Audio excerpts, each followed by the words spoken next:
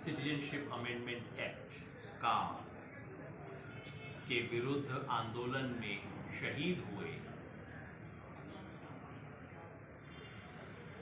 नागरिकों की याद में हुए इस सम्मेलन में आके मुझे इस बात का संतोष है और गर्व है कि आसाम अपने शहीदों को भूला नहीं, क्योंकि जो समाज अपने शहीदों को भूल जाता है उस समाज का कोई भविष्य नहीं।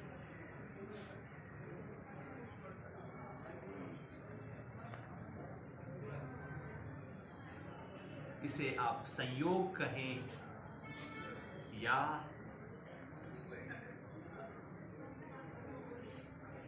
नियति कि जो 5 शहीद हुए थे उन 5 में भी आपको असम की विविधता का दर्शन होता है।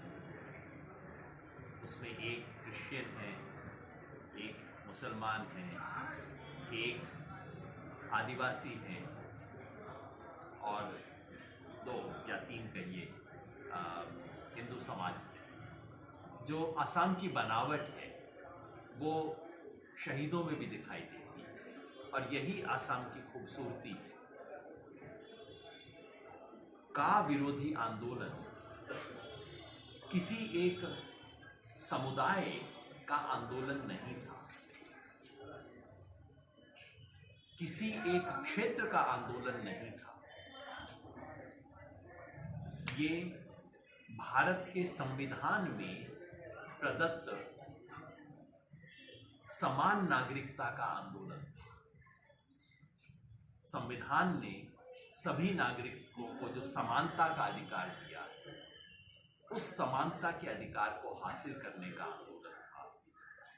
और हमारे संविधान की मूल आत्मा जो है कि नागरिकों में धर्म के आधार पर भेदभाव नहीं किया जा सकता, क्योंकि का इस देश में फर्स्ट क्लास और सेकंड क्लास सिटीजन बनाने का प्रयास था और जिन्होंने का विरोध किया उन्होंने इस 2 डिग्री की सिटीजनशिप का विरोध किया। इस संविधान से प्यार करते हैं, जो संविधान की प्रस्तावना में आस्था रखते हैं, उन्हें दोबारा संघर्ष के लिए तैयार रहना होगा।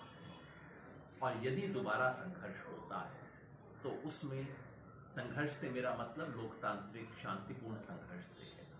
अगर दोबारा संघर्ष होता है तो असम को पहले की तरह उसमें अग्रणी भूमिका लेनी पड़ेगी। तो इतना तो मैं आज के संदर्भ के बारे में कहना चाह रहा था। एक और बात मैं जोड़ना चाह रहा हूँ, क्योंकि मैं यहाँ केवल इस सम्मेलन की कैपेसिटी में नहीं बोल रहा, अपने व्यक्तिगत राजनीतिक कैपेसिटी में बोल रहा हूँ। आज इस देश में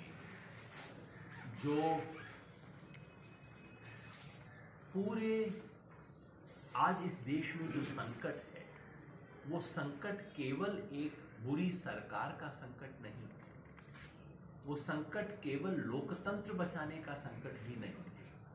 आज देश बचाने का संकट है, आज गणतंत्र बचाने का संकट है। Because our republic is being dismantled every single day. इस देश का गृह मंत्री पब्लिक में कहता है कि हमने 2002 में इन लोगों को सबक सिखा दिया। वो गृह मंत्री जो कि इस देश के हर नागरिक की सुरक्षा के लिए जिम्मेवार है, वो सार्वजनिक वक्तव्य देता है इस तरह। आज इस देश में मीडिया, चूंकि आप सब मीडिया से, जो एक मीडिया हाउस आलोचक भी नहीं था इस सरकार का, केवल इंडिपेंडेंट था, उसको खरीद लिया गया। किसने खरीदा और किसके इशारे पे खरीदा आप सबको पता है। मीडिया हाउस को खरीद लिया गया है। रामपुर उत्तर प्रदेश में जो चुनाव हुए वो आपको 2024 की झलक भी देते हैं। रामपुर उत्तर प्रदेश में क्या हुआ मैं नहीं जानता, यहाँ तक पूरी खबर पहुंची या नहीं। बेसिकली वहां अल्पसंख्यकों को वोट नहीं देने दिया, खुल्लम खुल्ला। Turnout is 4% in some of the booths. ये हुआ है वहां पर।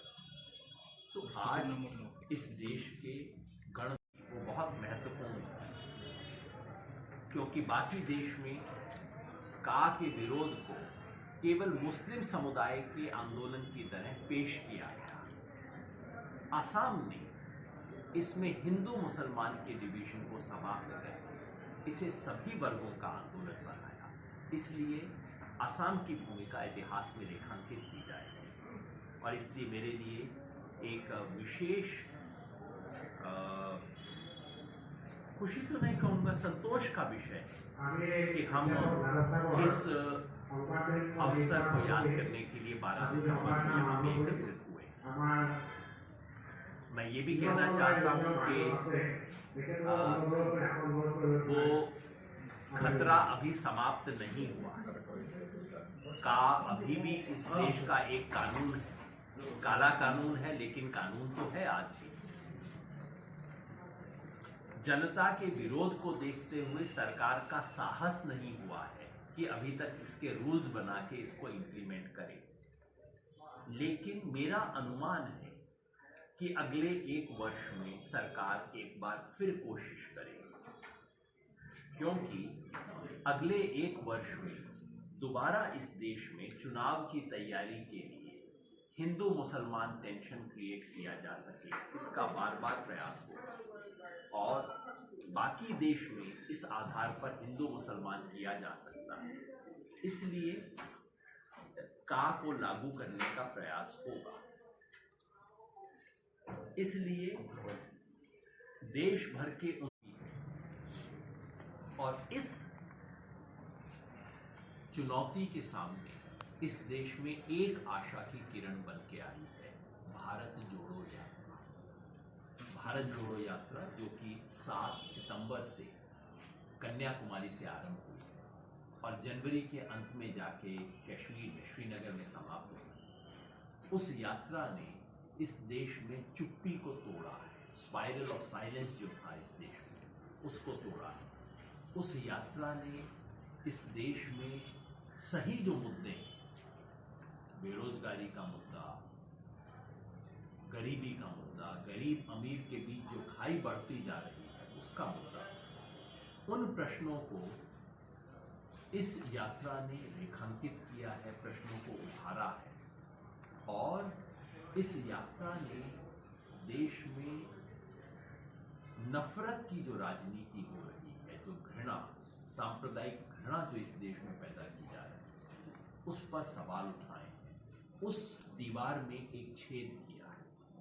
इसलिए मैं तमाम, ये यात्रा कांग्रेस पार्टी ने आयोजित की है, लेकिन ये केवल कांग्रेस पार्टी की यात्रा नहीं है। मेरे जैसे लोग जो कि कांग्रेस से नहीं है, कांग्रेस से कोई संबंध नहीं है हमारा, एनसीपी से भी नहीं, क्योंकि उनके दफ्तर में बैठे हैं तो उनके, एनसीपी से भी नहीं।